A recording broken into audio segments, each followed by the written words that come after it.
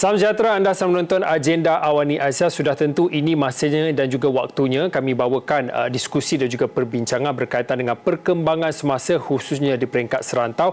Tetapi malam ini saya lencongkan sedikit perhatian kepada isu-isu yang sering kita bualkan dan juga kita beri tumpuan di platform Agenda Awani Asia, kerana malam ini saya ingin memberi tumpuan khususnya kepada apa yang telah pun konsensus yang dicapai khususnya di sesi ke-44 Jawatankuasa Warisan Dunia Pertubuhan Pendidikan, Saintifik dan juga Kebudayaan Pertubuhan Bangsa-Bangsa Bersatu UNESCO, yang mana sedang pun berjalan 16 hinggalah 31 Julai di Fuzhou, iaitu di ibu kota provinsi ataupun di wilayah Fujian, China. Jadi untuk malam ini kita ingin memberi tumpuan secara khususnya berkaitan dengan cabaran untuk memelihara dan juga memelihara warisan budaya dan juga legasi sejarah, dan kita akan melihat apa strategi terbaik dan model-model yang mungkin kita boleh ikut dan juga kita teladani daripada contoh-contoh di negara luar di peringkat serantau ini, dalam mana khususnya kita melihat kepada memelihara warisan budaya dan juga sejarah. Jadi untuk malam ini saya bersama dengan dua wakil tetamu. Yang pertamanya ialah Profesor Madya Dr. Zul Iskandar Ramli. Prof adalah Fellow Penyelidik Kanan Atmani Institut Alam dan Tamadun Melayu daripada Universiti Kebangsaan Malaysia UKM. Prof juga merupakan ahli Jawatankuasa Pakar Warisan Tapak Arkeologi dan juga Kebudayaan Bawah Air Jabatan Warisan Negara 2020 hingga 2021. Seorang lagi seperti biasa di platform Agenda Awani Asia kita menampilkan wakil daripada CRI. Selain daripada Zhang Hong, kita ada seorang lagi iaitu namanya Syukri Azmi. Syukri Azmi tak silap saya dah lebih kurang 2-3 tahun lah dah menetap di Beijing, China, berkhidmat di sana dan juga berkongsi daripada perspektif apa-apa sajalah isu semasa berkaitan daripada negara China. Syukri Azmi. Prof, kalau boleh saya nak mulakan diskusi dan juga perbincangan pada waktu ini bersama dengan Syukri. Syukri, kalau diikutkan dalam laporan CRI yang dikongsikan oleh rakan-rakan Syukri, antaranya melihat kepada sesi ke-44 Jawatankuasa Warisan Dunia yang sedang pun berlangsung, yang mana China telah pun memaklumkan senarai Warisan Dunia UNESCO pada tahun 2020 hingga 2021 melibatkan 45 projek yang mana akan dipertimbangkan untuk disenaraikan sebagai warisan dunia, manakala sejumlah 258 laporan mengenai keadaan pelindungan warisan dunia turut dijadual untuk disemak pada sesi yang sedang pun berlangsung ini. Mungkin ada perkabaran dan juga perkembangan semasa berkaitan dengan forum yang sedang pun berlangsung khususnya di Fuzhou, China ini, Syukri. Kalau kita ikut dalam perkembangan mengenai sesi WHC yang ke-44 ni, dan kalau Fauzi sebut tadi ada lebih daripada 40 yang akan dimasukkan lagi. Tapi saya nak tambah lagi, antara yang dicapai dalam sesi tersebut yang ke-44 adalah disentuh mengenai kolaborasi antarabangsa yang lebih erat perlu dilakukan di bawah rangka multilateralisme. Manakala sokongan terhadap negara membangun harus diperkasa, terutama yang menyentuh mengenai negara-negara Afrika dan juga negara di kepulauan kecil. Selain itu, usaha mempromosikan pendidikan berkaitan warisan dunia, berkongsi ilmu yang berkaitan serta aplikasian teknologi baru perlu dipergiat. Itu antara yang dicapai dalam konsensus. Yang saya nak juga petik apa yang dikatakan oleh Naib Menteri Pendidikan China, iaitu Tian Shui-jun, yang mengatakan warisan dunia berperanan penting dalam menggalakkan aktiviti interaksi dan saling belajar sesama tamadun, sekaligus menyumbang kepada kedamaian dunia dan pembangunan mampan. Prof, daripada perkongsian dikongsikan oleh Syukri tadi, kalau boleh saya nak kaitkanlah dengan perkembangan semasa khususnya dalam konteks tempatan. Kita tahu dalam tempoh setahun 2 tahun ini kebanyakan tumpuannya melihat kepada pandemik COVID-19, tetapi kalau saya boleh petik daripada apa yang disebutkan oleh Naib Pengarah Taman Yihe ataupun Istana Musim Panas Xin Li, yang mana mengatakan tapak peninggalan sejarah sumber penting penting bagi memastikan sesebuah bandar berkembang secara mampan. Kalau boleh pada waktu ini, bila mana kita melihat kepada pembangunan secara khususnya, bagaimana Prof melihat pembangunan bandar yang tidak seimbang tanpa mengambil kira kepentingan nilai warisan budaya dan sejarah perlu diberi tumpuan secara khususnya, Prof? Okey, terima kasih ya. So dalam konteks Malaysia ni, kalau kita bercakap tentang tapak warisan dunia, kita dah ada beberapa tapak ataupun area yang dah diangkat lah, seperti Bandaraya Melaka dan juga Georgetown. Tapak arkeologi Lenggong bagi kategori warisan budaya. Manakala bagi kategori warisan alam semula jadi, kita dah ada dua. Satu di Taman Kinabalu dan lagi satu di Taman Negara Bulu di Sarawak. Itu adalah beberapa tempat ataupun kawasan yang telah diangkat oleh UNESCO sebagai tapak warisan dunia. Dan dalam konteks Malaysia, saya rasa Jabatan Warisan Negara, melalui Jabatan Warisan Negara, kita cuba juga untuk mengangkat beberapa kawasan lagi sebagai tapak warisan dunia. Antaranya yang dicadangkan adalah seperti di Hutan Frim di Kuala Lumpur, dan juga Taman Kuazar dekat dengan Taman Mineral Kuazar yang dekat dengan pinggir bandar Kuala Lumpur juga. Kemudian kita cuba angkat juga Taman Negara, especially yang terkait dengan Royal Taman Negara ataupun Royal Belum itu. So dalam konteks ini kita melihat peranan Jabatan Warisan Negara untuk proses pemeliharaan dan juga pemeliharaan warisan-warisan yang terkait dengan kita punya budaya dan kita punya alam semula jadilah. Maknanya proses itu berjalan seiring dengan apa yang disarankan oleh UNESCO. Tapi dalam konteks pembangunan di bandar tu, kita nampak memanglah ada berlaku semacam tidak kita panggil tidak tentang warisan ni nampak macam dipandang sepi oleh sesetengah pihak, yang mana ada tapak-tapak warisan yang tidak terjaga dan juga dimusnahkan. Tapi saya rasa Jabatan Warisan Negara melalui ada juga Jabatan Kebudayaan dan juga kita panggil agensi pelancongan sedaya upayalah untuk mengekalkan ataupun untuk menjaga tapak-tapak yang terkait dengan sejarah juga kita ini dan juga terkait dengan budaya itu. Yang masalah dekat Malaysia ini adalah pembangunan fizikal tu tak selari dengan proses pemeliharaan dan juga pemeliharaan warisan kita tu. Dia tak seimbang. Itu menjadi satu kekangan dan juga satu benda yang kita tak nak berlaku lah di Malaysia kan.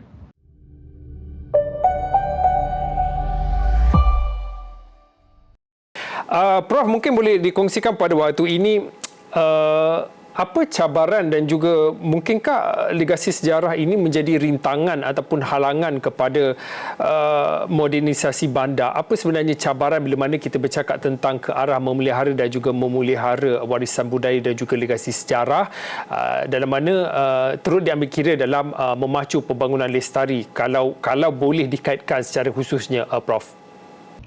Okey, untuk kita mencapai negara maju ni sepatutnya proses pemeliharaan dan juga pemeliharaan warisan budaya dan juga warisan sejarah kita sepatutnya seiring. Tetapi ada beberapa pihak berpendapat bahawa modernisasi ataupun proses pembandaran tu lebih utama, sebabnya saya fikir proses untuk memelihara dan pemeliharaan warisan budaya dan juga sejarah ni memakan belanja yang besar bagi setengah pihak dan juga memakan masa yang lama untuk diterjemahkan sebagai salah satu produk yang penting kepada negara. Maknanya mereka setengah pihak ni menganggap bahawa proses pembangunan fizikal negara itu lebih cepat dan juga lebih cepat pembangunannya dan juga lebih cepat dari segi pulangan, dari segi wang ringgit ataupun ekonominya. Syukri, mungkin boleh dikongsikan pada waktu ini, saya tahu Syukri lebih kurang dah lebih pada 3 tahun berada di Beijing, China. Mungkin boleh dikongsikan pengalaman Syukri sendirilah kalau ada berkesempatan untuk melawat beberapa tapak warisan ataupun tapak sejarah di China. Bagaimana daripada pemerhatian Syukri sendiri melihat kepada inisiatif yang diambil oleh kerajaan China untuk memelihara tapak-tapak warisan dan juga legasi sejarah ni, Syukri? Menarik soalan ni, Fauzi. Okey, sebelum saya cerita, ada satu cerita menarik. Saya nak bertakar sedikit fakta yang mana kalau kita tahu sekarang ni di China kita ada dalam 55 warisan dunia. Yang mana ia telah menjadikan China sebagai salah satu negara dengan kategori warisan dunia yang paling lengkap di dunia. Jadi melihat dari kalau Fauzi cakap pengalaman saya sepanjang keberadaan saya di bandar Beijing selama 3 tahun, dan saya juga berpeluang untuk mengunjungi beberapa bandar lain seperti Xi'an, Sushi, Yunnan dan pelbagai bandar lain. Saya melihat bahawa mereka sentiasa mengambil langkah drastik. Saya ada satu cerita iaitu tadi mengenai tapak sejarah The Three Lanes and Seven Alleys yang sangat-sangat popular di Fuzhou, yang mana tempat berlangsungnya WHC ke-44. Sebelum ini, tapak warisan itu diancam kemusnahan berikutan susulan proses urbanisasi pesat ketika itu. Jadi setelah menyedari nilai sejarahnya, pihak berkuasa tempatan mengarahkan supaya projek pembinaan di kawasan tersebut dihentikan serta-merta. Dan ia juga membawa kepada penubuhan beberapa jabatan untuk melindungi dan membaik pulih semua tapak bersejarah yang menyaksikan lebih 100 tinggalan dan bangunan kuno dikembalikan wajah seperti dahulu kala. Jadi hasilnya sekarang, kalau kita lihat, kalau berkesempatan ke Fuzhou, semakin ramai penduduk tempatan sanggup bertugas sebagai pemandu pelancong yang bawa pengunjung melawat bandar bersejarah itu. Jadi kalau kita tengok, ia tidak langsung merangsang ekonomi tempatan. Dalam pada kita memulihara, kita juga dapat dalam jangka mungkin bukan dalam jangka masa pendek, tapi dalam jangka masa panjang dapat bantu merangsang ekonomi tempatan. Sebelum saya nak pergi ke Prof, mungkin pada waktu ini saya nak minta Syukri untuk kongsikan sendiri berkaitan dengan bagaimana laporan daripada yang mana mengatakan Fuzhou komited untuk mewujudkan keseimbangan antara pemeliharaan tinggalan sejarah dan juga pembangunan mampat industri pelancongan. Dan kalau diikutkan, Fuzhou ini terletak di timur China, yang mana Fuzhou terus melipat gandakan usaha bagi melindungi tapak warisan budaya dan juga sejarah yang berusia lebih daripada 2000 tahun ataupun lebih tepat 2,200 tahun. Mungkin pada waktu ini mungkin boleh dikongsikan khusus ni berkaitan dengan keindahan usaha pemeliharaan ataupun konservasi bagi tapak warisan khususnya di Fuzhou. Syukri. Kalau kita lihat bagaimana mereka membaik pulih di Fuzhou ini, usaha-usaha yang mereka lakukan nampaknya meliputi dari segenap aspek. Mereka tidak hanya tertumpu kepada contohnya pelihara seperti yang saya sebutkan tadi, tapi mereka juga dalam pada masa sama mereka turut menjaga aspek-aspek lain seperti bagaimana kalau dihentikan projek-projek sedemikian, bagaimana pula dengan kehidupan rakyat tempatan. Jadi semua itu diambil kira, dia tidak bekerja secara silo. Jadi saya rasa itu memainkan peranan yang penting juga dalam khusus kalau Fauzi sebut di Fuzhou tadi. Saya rasa bukan sahaja di Fuzhou, malahan di bandar-bandar lain juga seperti saya pergi ke Xi'an juga mengambil pendekatan yang sama yang dilakukan seperti di Fuzhou. Prof, daripada perkongsian daripada Syukri tadi, daripada perspektif ataupun dalam konteks tempatan, apa yang boleh kita lakukan? Apa contoh-contoh daripada yang dikongsikan tadi? Apa model ataupun strategi yang boleh dilakukan oleh pihak berkuasa dalam mana kita melihat kepada pemeliharaan dan juga pemulihan warisan budaya dan juga legasi sejarah ni, Prof? Okey, dalam konteks Malaysia ataupun tempatan itu, salah satu tindakan yang diambil oleh kerajaan adalah melalui penubuhan Jabatan Warisan Negara lah pada tahun 2006 tu. Dia selari dengan penubuhan State Administration of Cultural Heritage di China tu, yang mana State Administration of Cultural Heritage di China itu dia adalah satu agensi yang cukup kuat dan juga dan juga bebas, yang mana agensi ini bertanggungjawab untuk menyelia segala hal tentang budaya dan juga sejarah di China. Sama peranannya dengan Jabatan Warisan Negara di Malaysia. Cuma dalam konteks Malaysia ni, kekangannya adalah dari segi bajet yang diterima oleh Jabatan Warisan Negara dalam kita untuk melaksanakan kerja-kerja ataupun tindakan dalam kita nak memelihara dan juga memelihara kita punya tapak-tapak warisan, monumen, bangunan-bangunan bersejarah dan juga objek-objek warisan. Dia berbanding dengan China, saya rasa China dia mengeluarkan bajet yang tinggi berbilion-bilion dolar Amerika untuk kerja-kerja ataupun proses pemeliharaan ini. Berbanding dengan negara kita, bajet itu saya rasa tidak mencukupilah untuk agensi-agensi yang terlibat dalam melaksanakan kerja-kerja konservasi ataupun pemeliharaan ini secara kita panggil secara total ataupun secara yang lebih meluas lah. Maknanya kekangan itu lebih pada situ dari segi kaki tangan dan juga ataupun manpower itu kita ada dan kepakaran pun kita ada, sama ada di agensi kerajaan ataupun di universiti-universiti yang boleh membantu. Cuma kekangannya adalah dari segi kewangan lah dalam kita nak melaksanakan kerja ataupun proses-proses yang melibatkan pemeliharaan ini. Dan lagi satu, saya rasa kita kena aktif juga di peringkat antarabangsa lah, especially dengan UNESCO. Dan kita kena belajarlah dengan China ataupun mungkin dengan Jepun ataupun jiran kita Indonesia sendiri. Bagaimana mereka menggunakan masyarakat setempat dalam membantu agensi kerajaan ataupun kerajaan untuk memelihara ataupun untuk menjaga tapak-tapak warisan ataupun tapak-tapak bersejarah yang ada di kawasan-kawasan sekeliling mereka tu. Maknanya fungsi masyarakat tu kena dipertingkatkan. Bagaimana caranya supaya beban kewangan oleh kerajaan itu dapat kita kurangkan dengan kerjasama oleh masyarakat di peringkat bawahan lagi. Itu pendapat saya lah. Saya rasa kita kurang dari segi penlibatan masyarakat tu. Tapi dari segi masyarakat tu mereka hendak membantu, tapi channel tu, saluran tu mungkin mereka tak nampak. Itu komen saya dulu.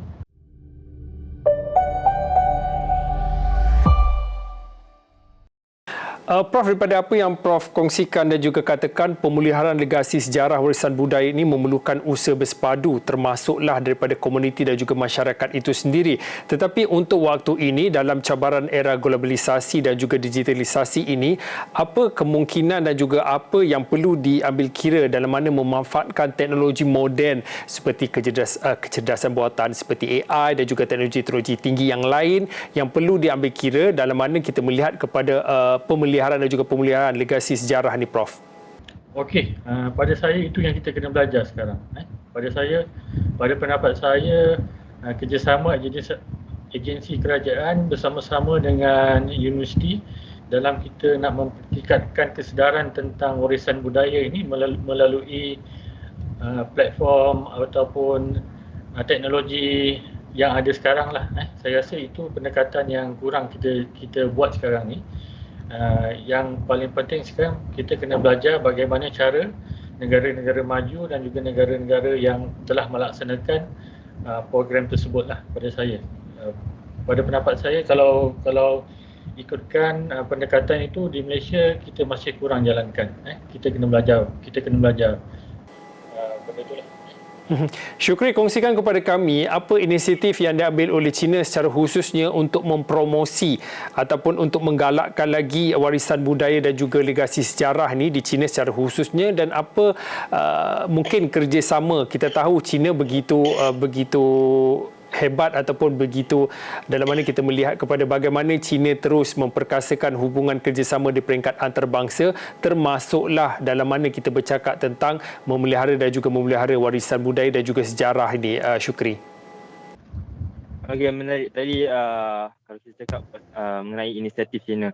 Tadi ada kongsikan satu cerita dan juga kalau mengenai menurut pengalaman saya di China ini, saya melihat kalau kaedah promosinya mereka betul-betul menggunakan digital, platform digital, memanfaatkan platform digital sehabis baik.